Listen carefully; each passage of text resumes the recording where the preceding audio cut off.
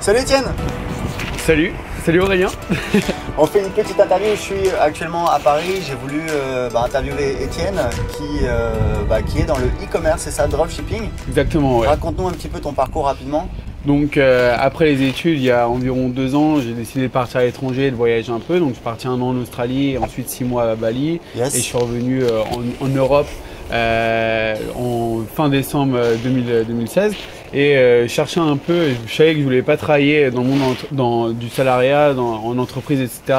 Donc je cherchais des moyens éventuellement d'entreprendre assez facile. Et je suis tombé sur le dropshipping, l'e-commerce. Et comment t'es tombé dessus alors? Donc en fait, on m'en avait déjà parlé en fait quand j'étais à Bali. J'avais des connaissances qui en avaient entendu parler, comme quoi il y avait d'énormes possibilités et en fait vraiment de générer pas mal d'argent. Ouais.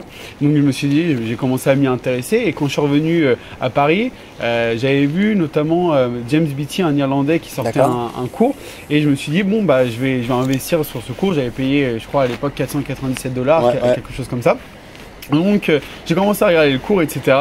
Et ensuite j'ai renoué un peu contact avec une personne, enfin Simon qui est mon associé aujourd'hui.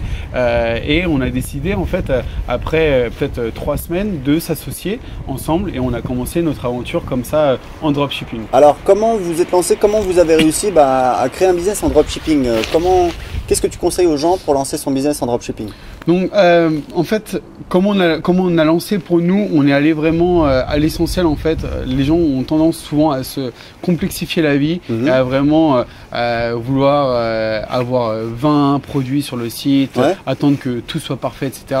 Mais il n'y a pas mieux que le passage à l'action en fait et pas se poser forcément trop de questions et vraiment tester le plus rapidement possible tout en faisant attention à ce que vous testez en fait. Il ne faut pas non plus cramer votre argent et il faut bien vérifier par exemple d'avoir une boutique optimisée avant de dépenser de l'argent sur Facebook, parce que si vous dépensez 100 €, 200 €, 300 € sur une boutique qui n'est pas du tout optimisée et des pages produits toutes nazes, etc., vous allez vous demander pourquoi vous ne vendez pas et vous allez juste gaspiller de l'argent pour rien. Donc vraiment, si on veut faire attention à son argent, surtout au début, si on n'a pas beaucoup d'argent, vraiment faire attention par rapport à ça et pas forcément tester 20 produits à la fois. Mieux vaut en tester, ce que je dis tout le temps en fait, mais on va en tester moins, pas beaucoup, mais les tester bien que vouloir en faire plein et tester tout approximativement. Vous avez testé beaucoup de produits? Alors nous en fait le premier jour on a balancé une pub à 7,50 et on a commencé à faire une vente le premier jour, on était super contents comme des fous, etc. Après on a commencé à vouloir mettre un petit peu plus de budget, donc je pense que le 2e et 3e jour c'était négatif, mais on arrivait à faire des ventes mais on n'était pas rentable et à partir du 4e jour on a dû faire 300 €, 400 € de chiffre d'affaires et ce que on regardait la dernière fois à partir il nous a fallu 10 jours pour atteindre 1 000 € par jour en fait. Ah donc c'est génial. Donc en fait on a trouvé… Sur le marché anglais? Sur le marché anglais, ouais. D'accord. Donc on a trouvé un produit très rapidement qui nous a permis d'être rentable et de gagner de l'argent et de gagner de l'argent, ouais. Et puis après on est parti, on a mis plus de dépenses publicitaires, on a fait un chiffre d'affaires plus conséquent et tout s'est enchaîné vraiment très vite. Et donc aujourd'hui vous avez un shop, plusieurs shops? Aujourd'hui on a 3, donc en fait parce que nous on a commencé fin mars, précisément le 22 mars. En mars 2017. Ouais, exactement. Et donc on a commencé avec un shop, ensuite on a testé… Thématique ou niché ou généraliste? Au début c'était généraliste, en fait vu qu'on avait un produit qui s'est vendu très bien, très rapidement. Vous avez fait un shop spécialisé sur cette thématique. On est parti directement sur cette thématique-là. D'accord. Et après, on a monté d'autres sites en parallèle. Il y en a un ou deux qu'on a monté et où on générait pas beaucoup d'argent par rapport au temps que ça nous prenait. Donc on s'est dit on va laisser tomber, on va se focus vraiment sur 3 shops qui nous rapportent pas mal d'argent. On sait qu'il y a du potentiel et on préfère travailler un peu moins mais optimiser notre temps pour pouvoir utiliser notre temps libre à bon escient pour apprendre des nouvelles techniques marketing, etc. Donc aujourd'hui vous avez 3 shops? Ouais, 3 shops. Sur le marché anglais toujours? Ouais, sur le marché international. International, pas anglais. Ouais. Donc en anglais, ouais. Et vous faites combien de chiffres d'affaires à peu près? Donc, le chiffre d'affaires, on a fait, là on est à un peu plus de 1,5 million, donc après 9 mois. On avait dépassé la barre des 1 million en un peu plus de 6 mois. Donc voilà, enfin, les gens ne le croient pas forcément, mais ça peut aller vraiment très vite.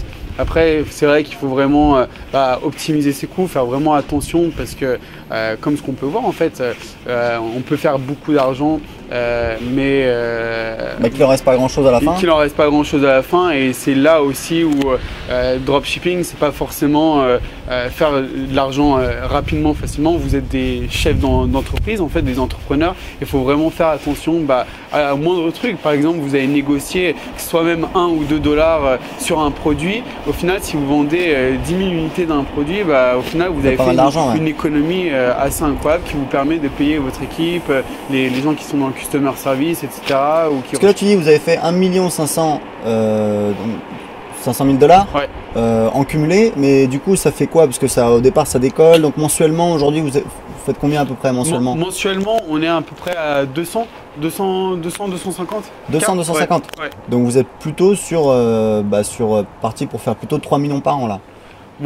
Sachant qu'en fait, il y avait une période où ça a vraiment monté comme ça. Ouais. Après, on a voulu quand même stabiliser.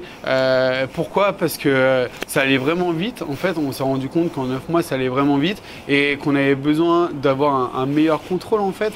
Donc, on a stabilisé à 200, 250. Mais voilà, stabiliser qui dit pour mieux repartir par la suite et vraiment cartonner quoi. Et vous continuez de tester des produits?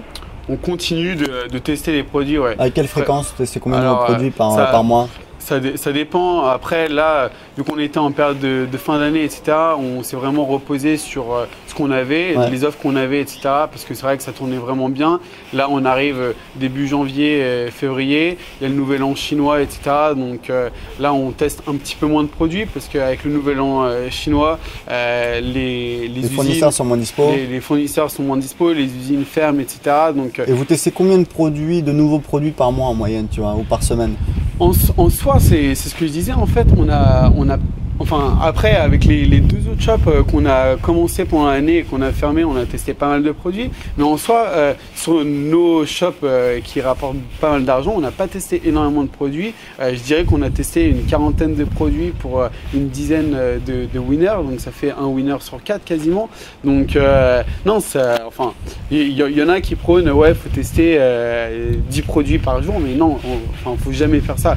En fait, c'est un peu comme si vous dites je vais tester 10 produits par jour, c'est un peu comme si vous allez vous dire aujourd'hui je vais entreprendre ça, je vais ouvrir une société et puis demain vous allez faire autre chose quoi. Non, d'accord, ok. Il faut vraiment se concentrer sur quelques produits super bien faits, avec de la preuve sociale, des descriptions de produits convaincantes qui donnent envie d'acheter, avec des belles photos, etc. Bien travaillées, avec des upsells mis en place, des flows post-achat, email mis en place aussi, pour avoir aussi un back-end qui vous rapporte énormément d'argent. Typiquement, vous faites quoi pour le back-end? Alors, une fois que quelqu'un a acheté, comment vous faites après avec l'email marketing pour gagner plus avec ce client? Alors ouais, nous, l'email marketing, ça nous a vraiment aussi aidé à propulser notre business. En gros, on fait des flows spécifiques pour chaque produit qu'on met en vente. Donc en fait, avec Klaviyo, on a la possibilité de segmenter nos acheteurs. Donc par exemple, je vais prendre la niche, parce que quand on a fait l'afterwork, j'en parlais souvent, mais la niche du make-up, par exemple, une personne qui va acheter une palette de make-up, vous allez mettre dans une liste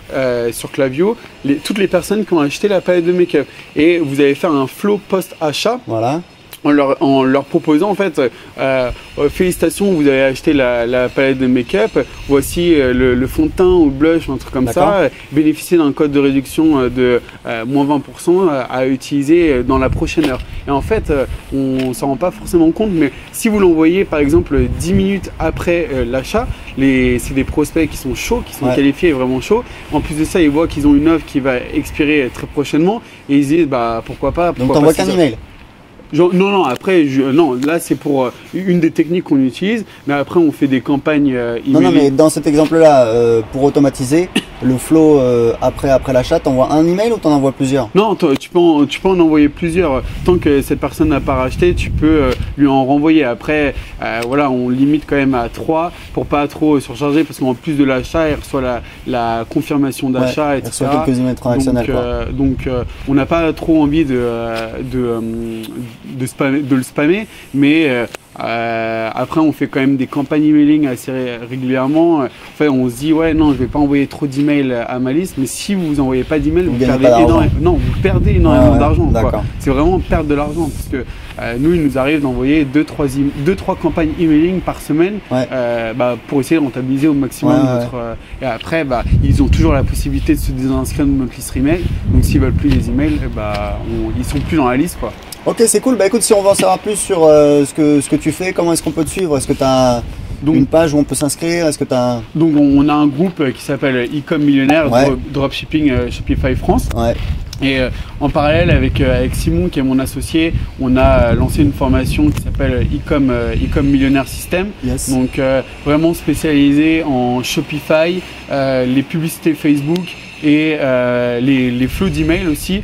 On n'a pas fait plus parce que on a fait vraiment ce qu'on connaît et ce qui pour nous semble vraiment une opportunité incroyable. Donc on a transmis tout notre savoir et qui a plutôt payé pour pas mal de personnes qui nous ont fait confiance. Il y a eu d'excellents retours, d'excellents résultats. Donc, on a eu des très bons retours, notamment cette semaine où on a organisé un afterwork à Paris. À Paris, et il y a des personnes vraiment qui nous ont remercié pour la formation et qui nous ont dit que le travail qui a été effectué était vraiment de très bonne qualité. On avait vraiment mis un point d'honneur en fait par rapport à la qualité du travail qu'on avait donné, parce qu'au final c'est quand même l'image qu'on donne sur la place publique. Et de toute façon on le sait toujours, quand on va lancer une formation comme ça, il y aura forcément les détracteurs, les mecs qui vont dire ouais c'est des mythos, etc.